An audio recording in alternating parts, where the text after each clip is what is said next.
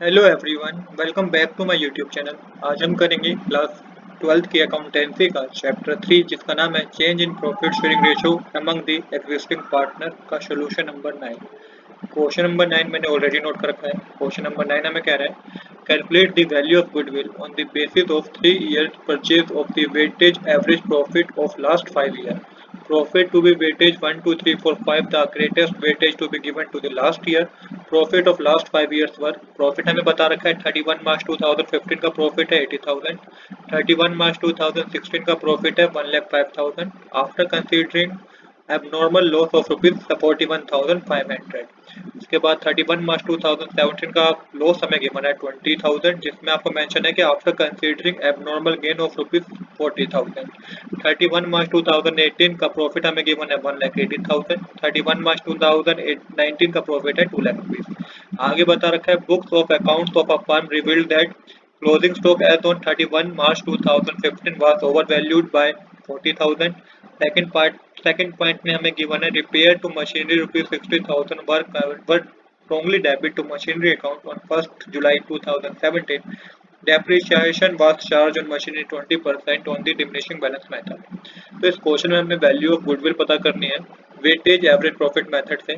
हमें 5 इयर्स का प्रॉफिट पता है, साथ ही हमें कुछ एडजस्टमेंट पता है जिसको आपको क्या करना होगा, जिसको आपको ऐड या सब्ट्रैक्ट करना होगा। ये क्या ऐड करना है, क्या सब्ट्रैक्ट करना है, क्यों करना है, ये मैं आपको सोल्यूशन के वक्त बताऊंगा। चलिए अब बिना देरी के शुरू करते हैं अपने आज के सोल्यूशन को। तो सबसे पहले आपको जो प्रॉफिट गिवन है 5 इयर्स का वो आप इस तरीके से टेबल बना के नोट डाउन कीजिएगा। पर्टिकुलर और 2015 से लेके 2019 के आपको ईयर मेंशन करने होंगे जिस जिस ईयर में प्रॉफिट या लॉस हुआ है जो भी आपको गिवन है। अब यहाँ पे प्रॉफिट मेंशन कीजिए। 2015 में प्रॉफिट हुआ 80,000 का, 2016 में 1,05,000 का, 2017 में 20,000 का, 2018 में 1,80,000 का और 2019 में 2 लाख रुपीज का। अब ये हमें प्रॉफिट गिवन है, बट अब हम साथ के साथ हमें कुछ एडजस्टमेंट गिवन है जिसको हमें क्या करना है, इसमें या तो ऐड करना है या सब्ट्रैक्ट करना है। हमें एक एडजस्टेड प्रॉफिट कैलकुलेट करना है। अब समझिएगा, तो सबसे पहले एडजस्टमेंट तो आपको शो हो रही है 2016 में after considering abnormal loss of rupees 41,500। मतलब कि ये कंसीडर करने के बाद प्रॉफिट हुआ है 2016 में 1,05,000 का। अब एबनॉर्मल लॉस आपको क्या करना होता है, एबनॉर्मल लॉस आपको उस पर्टिकुलर ईयर में ऐड करना होता है। तो यहाँ पे मेंशन कीजिएगा ऐड एबनॉर्मल लॉस और 2016 में 41,500 को आप ऐड कीजिएगा। सेम इसी तरीके से 20,000 जो आपको 2017 में लॉस गिवन है ये after considering abnormal gain of rupees 40,000। तो ये एबनॉर्मल इनकम हुई है, गेन हुआ है बिजनेस को 40,000, उसके बाद भी लॉस हुआ है 20,000 का। तो एबनॉर्मल गेन हमेशा क्या होता है, माइनस होता है। तो आपको 2017 में एबनॉर्मल गेन को माइनस करना होगा। मेंशन कीजिए लेस एबनॉर्मल गेन कीजिएगा और माइनस कर 40,000 को ब्रैकेट में लिख लीजिएगा जिससे आपको पता रहे कि आपको क्या करना है, माइनस करना है। इसके बाद हमें कुछ और बातें भी गिवन है क्वेश्चन में, ये बात इंपॉर्टेंट है, ध्यान से समझिएगा कि closing stock as on 31 March 2015 was over value by rupees 40,000। अब क्या हुआ, 31 मार्च 2014 को जो प्रॉफिट गिवन है ना 80,000, ये हमें गलत गिवन है। क्यों गलत गिवन है, क्योंकि क्लोजिंग स्टॉक को ओवर वैल्यू दिखा दिया गया था 40,000 से। अब जब भी क्लोजिंग स्टॉक को ओवर वैल्यू दिखा दिया जाएगा 40,000 से, मतलब कि ज्यादा वैल्यू में दिखा दिया जाएगा, तो इसका जाहिर सा इम्पैक्ट है कि प्रॉफिट हमारा ज्यादा शो होगा, जो कि गलत हुआ। तो अब आपको क्या करना है, आपको 31 मार्च 2015 में 80,000 को लेस करके दिखाना होगा। तो यहाँ पे मेंशन कीजिए less closing stock over value और 40,000 को 2015 में से माइनस कीजिएगा। अब इसका इम्पैक्ट ओपनिंग स्टॉक पे भी होगा, नेक्स्ट ईयर के ओपनिंग स्टॉक पे, क्योंकि जो प्रीवियस ईयर का क्लोजिंग स्टॉक होता है वो नेक्स्ट ईयर का ओपनिंग स्टॉक होता है। अब नेक्स्ट ईयर का ओपनिंग स्टॉक अभी हमारा इंक्रीज हो गया होगा। जब ओपनिंग स्टॉक इंक्रीज होता है तो क्या होता है, उस करंट ईयर के प्रॉफिट डिक्रीज हो जाता है। जब क्लोजिंग स्टॉक इंक्रीज होता है तो प्रीवियस ईयर का प्रॉफिट इंक्रीज हो जाता है, और जब ओपनिंग स्टॉक इंक्रीज होता है करंट ईयर का तो क्या होता है, करंट ईयर का प्रॉफिट डिक्रीज हो जाता है। जब करंट ईयर का प्रॉफिट डिक्रीज होगा तो आपको इसको भी सही करना होगा, यहाँ पे आपको 40,000 प्लस करने होंगे। तो add opening stock over value करके 40,000 को आप 2016 में प्लस कीजिएगा। तो इस एंट्री का इम्पैक्ट दो जगह होगा। एक तो प्रीवियस इस ईयर की बात हो रही है, वहां पे आपको क्लोजिंग स्टॉक को माइनस करना है, और नेक्स्ट ईयर में आपको ओपनिंग स्टॉक को प्लस करना है, ओवर वैल्यूड को क्या करना है, प्लस करना है। अब आपको नेक्स्ट ट्रांजैक्शन भी गिवन है जो कि repair to machinery 60,000 were wrongly debited to machinery account. On 1st July 2017, depreciation was charged on machinery 20% per annum on diminishing balance method। अब यहाँ पे क्या हुआ कि 60,000 मशीनरी को रिपेयर करने के लिए खर्च किए गए थे, जिससे मशीनरी अकाउंट में डेबिट कर दिया, जिसकी क्वेश्चन में दूर दूर तक कहीं बात नहीं है कि मशीनरी अकाउंट का कोई यूज हुआ है। और साथ के साथ और सबसे बड़ी गलती तो ये भी कर दी गई है कि डेप्रिसिएशन में चार्ज कर दिया गया मशीनरी पे 20% और डिमिनिशिंग बैलेंस मेथड से।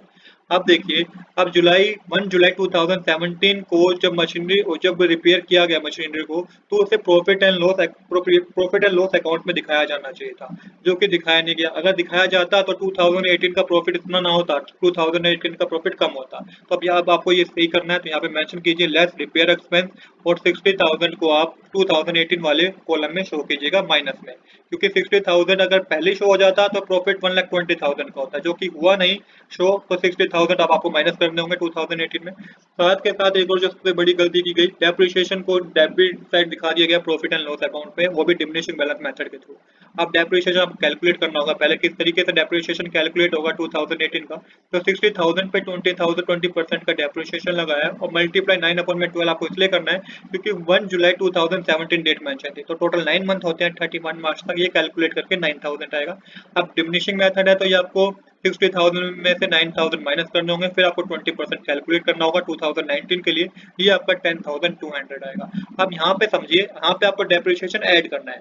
डेप्रिसिएशन ऐड क्यों करना है, ये क्वेश्चन आया होगा आपके दिमाग में। तो डेप्रिसिएशन इसलिए ऐड करना है क्योंकि ये गलत कैलकुलेट कर दिया था प्रॉफिट एंड लॉस में, ये तो कैलकुलेट किया ही नहीं जाना चाहिए था। अगर क्वेश्चन में मेंशन होता कि डेप्रिसिएशन कैलकुलेट किया जाना है तो मैं इसे माइनस ही करता, बट क्वेश्चन में कह रखा है कि तो कैलकुलेट ही नहीं किया जाना चाहिए, तो रोंगली कैलकुलेट कर लिया गया, क्योंकि मशीनरी परचेज की ही नहीं गई, क्योंकि एसेट पे डेप्रिसिएशन लगता है, तो ये गलत कैलकुलेट किया गया प्रॉफिट एंड लॉस अकाउंट में। तो अब आपको क्या करना है, आपको ये ऐड करना होगा, क्योंकि जब ये गलत कैलकुलेट किया गया तो प्रॉफिट क्या हो गया, कम हो गया। अब आप कैलकुलेट ही नहीं करना था, प्रॉफिट आपको इंक्रीज करना होगा।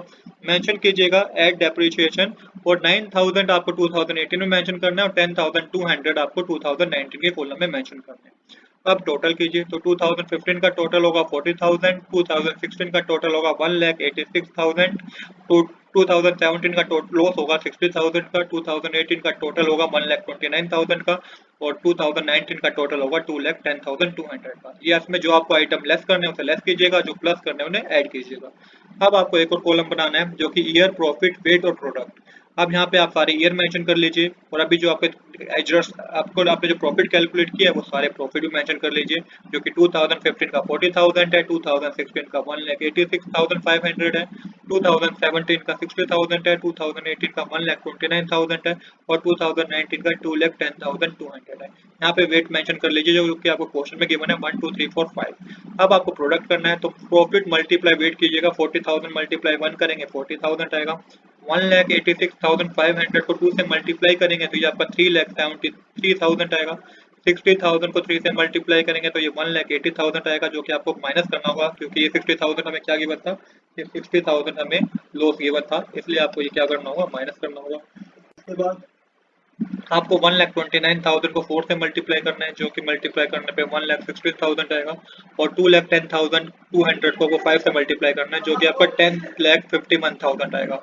अब आपको टोटल करना है, तो टोटल करके वेट के कॉलम में आएगा 15 और प्रोडक्ट के कॉलम में टोटल करेंगे तो 18 लाख रुपये आएगा। अब आपको एवरेज प्रॉफिट कैलकुलेट करना है, तो average profit, weight average profit का फॉर्मूला होता है total of product of profit divided by total of weight. Total profit कितना है, प्रोडक्ट का टोटल करके जो आपके पास आया 18 लाख रुपीज है, और टोटल ऑफ वेट कितना है 15 है, इसको डिवाइड करेंगे तो 1,20,000 आएगा। अब आपको गुडविल का फॉर्मूला यूज करना है, जो कि होता है वेट एवरेज प्रॉफिट, जो कि आपने अभी कैलकुलेट किया, multiply number of year of purchase, जो कि क्वेश्चन में 3 ईयर्स गिवन था, तो मल्टीप्लाई कर दीजिए 1,20,000 मल्टीप्लाई 3, ये आपके पास 3,60,000 आएगा। यही हमारी वैल्यू ऑफ गुडविल है। तो आज के लिए इतना ही। I hope you like this video. If you like this video please do subscribe this channel. Thanks for watching.